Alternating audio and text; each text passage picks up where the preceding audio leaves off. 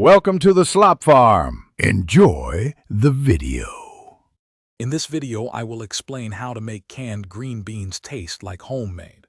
First, drain and rinse your canned green beans very well to remove excess sodium and that canned flavor. Next, in a skillet, melt 2 tablespoons of butter and sauté 1/4 cup of diced onion and 1 clove of minced garlic until fragrant. This builds a foundational flavor that is crucial for a homemade taste. To truly elevate the flavor, consider adding a smoked meat. Cook 2 slices of bacon until crispy, then crumble and add to the beans, using some of the rendered fat. Alternatively, a 1/4 cup of diced ham hock works wonderfully.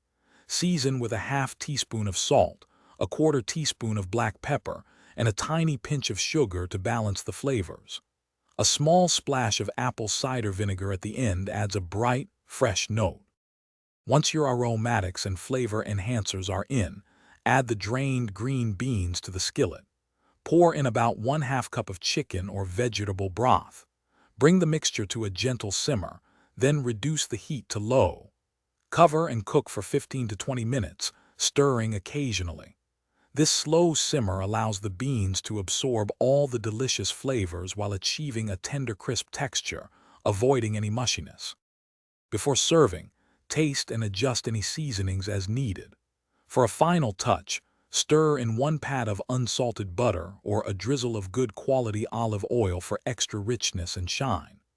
Garnish with 1 tablespoon of fresh chopped parsley or dill to add a vibrant, fresh aroma. Serve your transformed green beans immediately as a delightful side dish that tastes just like they were made from scratch. Thanks for watching. Consider subscribing if we helped you today.